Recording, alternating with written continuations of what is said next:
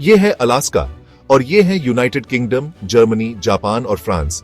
ये सब दुनिया की बड़ी पावर्स हैं जिनकी ग्रोस डोमेस्टिक प्रोडक्ट्स ट्रिलियंस में है और हर एक में कम से कम 65 मिलियन लोग रहते हैं।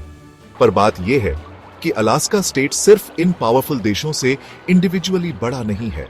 नहीं, ये इन चारों को मिलाकर उनसे भी करीब 12.5% बड़ा है। असल में अलास्का दुनिया के 193 यूएन रिकॉग्नाइज्ड देशों में से सिर्फ 15 देशों से छोटा है। तो आप सोच रहे होंगे कि अलास्का की पॉपुलेशन यूनाइटेड किंगडम जैसे देशों के बराबर होनी चाहिए, ना कि सिर्फ अपने बाकी यूएस स्टेट्स के बराबर। पर यह बात सच से कोसों दूर है, क्योंकि जहां अलास्का यूनाइटेड किंगडम से साइज में 6 गुना से भी ज्यादा बड़ा है, वहीं इसकी पॉपुलेशन जो 7,36,000 रेजिडेंट्स है वो करीब 98% कम है। और पेंसिल्वेनिया जैसा छोटा सा स्टेट भी अलास्का से पॉपुलेशन में करीब 20 गुना ज्यादा है। इसका मतलब है कि अलास्का की पॉपुलेशन बड़े पावर हाउस स्टेट्स के बजाय यूएस के ठीक ठाक पॉपुलर शहरों जितनी है। यहां तक कि सिर्फ सैन एंटोनियो शहर का कोर एरिया की पॉपुलेशन ही पूरे मैसिवली साइज्ड अलास्का स्टेट से लगभग डबल है। यह समझने के लिए कि ऐसा क्यों है और अलास्का में इतने कम लोग क्यों रहते हैं, खासकर इतने बड़े स्टेट में, हमें अलास्का की हिस्ट्री में पीछे जाना होगा ताकि हम आज की इस मुश्किल हालत को ठीक से समझ सकें। मॉडर्न अलास्का की हिस्ट्री तब शुरू हुई जब यूनाइटेड स्टेट्स ने इसे रशिया से $7.2 मिलियन में 1867 में खरीदा था। अब अलास्का तब तक स्टेट नहीं बना था। नहीं, इसे टेरिटरी ऑफ अलास्का के नाम से जाना जाता था।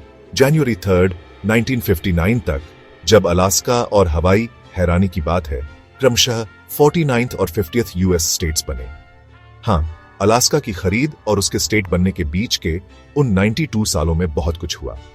1880 में गोल्ड मिला, 1900 में जूनो बना, 1903 में फेयरबैंक्स बना, 1915 में एंकरेज की स्थापना हुई। डेनाली नेशनल पार्क ठीक 2 साल बाद 1917 में बना। अलास्कन रेल रोड 1923 में पूरा हुआ और अलास्का हाईवे सिस्टम 1942 में बना।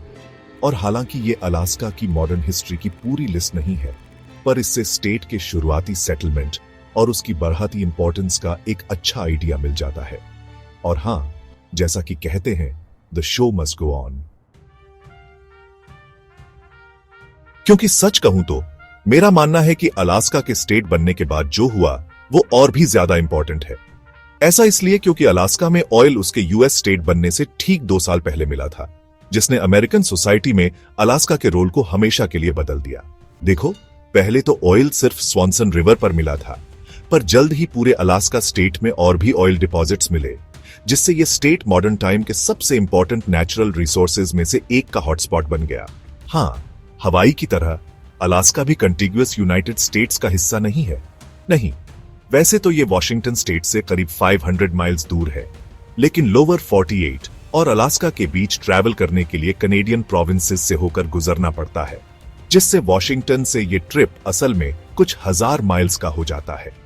लोअर 48 से इतनी ज्यादा दूरी की वजह से ट्रांस अलास्कन पाइपलाइन बनाना जरूरी हो गया, जो 1977 में पूरा हुआ, लेकिन काफी रुकावटों, विरोध और लेन देन के बाद।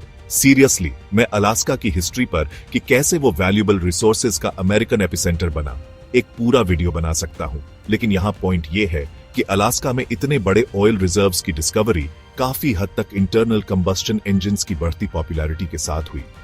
और वहां ऑयल तब मिला जब वॉशिंगटन डीसी में लॉ मेकर्स पहले से ही अलास्का को ऑफिशियली यूनियन में शामिल करने पर जोर दे रहे थे। यह वीडियो इस बारे में है कि अलास्का स्टेट में कोई क्यों नहीं रहता, ना कि स्टेट के बनने के बारे में। तो मुझे लगता है कि हमने अलास्का के शुरुआती सेटलमेंट पर काफी टाइम दे दिया है। 1970 तक अलास्का की पॉपुलेशन 10 साल पहले के 2,26,000 रेजिडेंट्स से बढ़कर 3 लाख रेजिडेंट्स हो गई थी, और ज्यादातर लोग अलास्का के अर्बन कोर्स में रहते थे, जहां ऑयल और कंस्ट्रक्शन इकोनॉमी फल फूल रही थी। ये 1960 से 1970 तक करीब 32% का हेल्थी पॉपुलेशन ग्रोथ रेट दिखाता है। हाउएवर, अगर अलास्का 1970 से आज तक इतनी ही तेजी से ग्रो करता रहता, तो भी स्टेट की पॉपुलेशन सिर्फ करीब 1.1 मिलियन रेजिडेंट्स होती। ये स्टेट की आज की पॉपुलेशन जो 7,32,000 रेजिडेंट्स है, उससे करीब 34% ज्यादा होता। लेकिन तब भी अलास्का अपने इतने बड़े साइज के बावजूद यूएस के सबसे कम पॉपुलेटेड स्टेट्स में से एक होता। हां, वो ग्रोथ रेट बना नहीं रह पाया क्योंकि अलास्का स्टेट आज 1 मिलियन रेजिडेंट्स से भी काफी कम है। मेरा मानना है कि इसके कई कारण हैं, अलास्का की कम पॉपुलेशन और बहुत कम पॉपुलेशन डेंसिटी के। मुझे यकीन है आप पहले से जानते होंगे कि इसका ज्यादातर कारण अलास्का की ज्योग्राफी और क्लाइमेट है, क्योंकि जहां अलास्का की ज्योग्राफी और क्लाइमेट हर रीजन में अलग अलग होती है, जैसे कहीं भी और, कुल मिलाकर अलास्का स्टेट बहुत ठंडा और पहाड़ी है, जिसकी जमीन कठोर है, जो अक्सर जमी रहती है और पार करना मुश्किल होता है।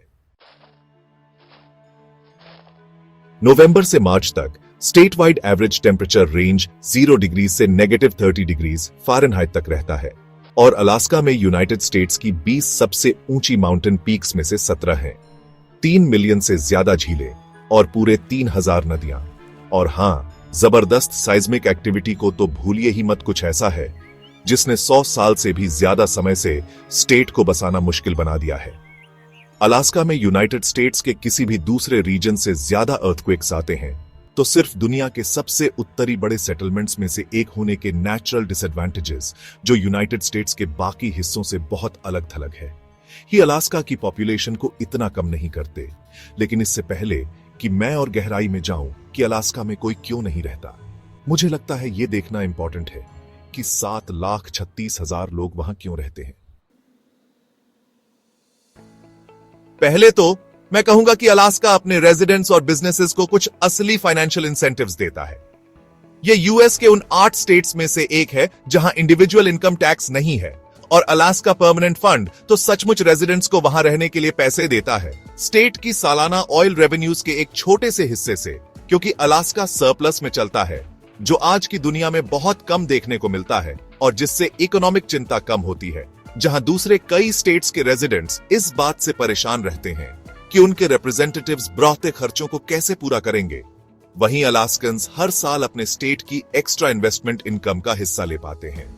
अलास्का में मीडियन हाउस होल्ड इनकम भी काफी अच्छी है, करीब $80,000, और मॉडेस्ट मीडियन होम प्राइस भी $338,000 है।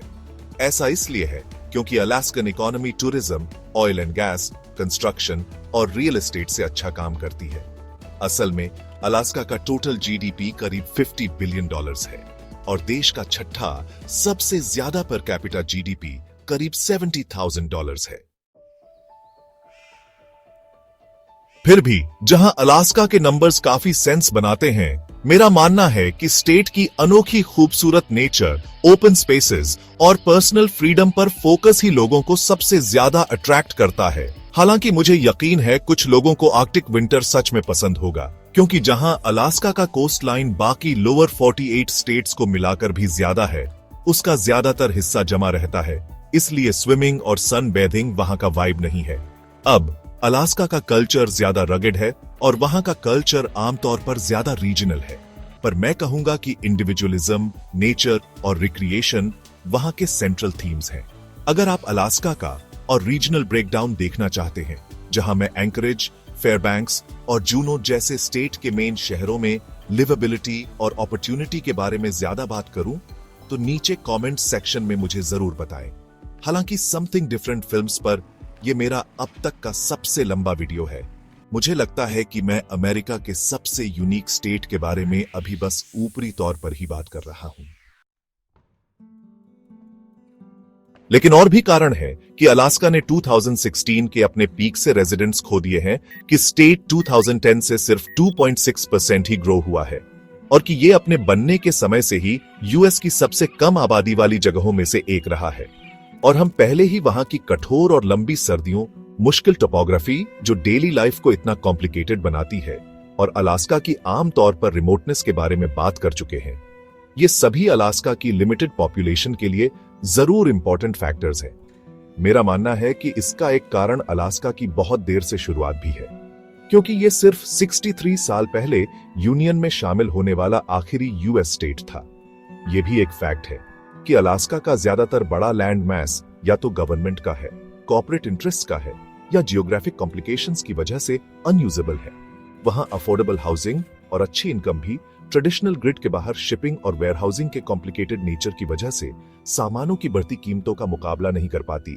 अलास्का अंधेरा और बर्फीला है, वहां सिटी एमेनिटीज की कमी है और वहां की वाइल्ड लाइफ हमेशा कह सकते हैं एक फीचर नहीं होती।